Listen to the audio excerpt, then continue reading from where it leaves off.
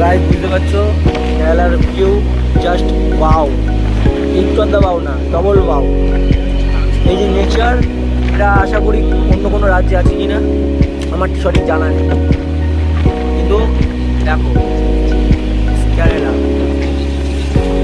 তো 4300 কিলোমিটার আমরা পাড়ি দিয়ে এখন পৌঁছে গেলাম কোথায়?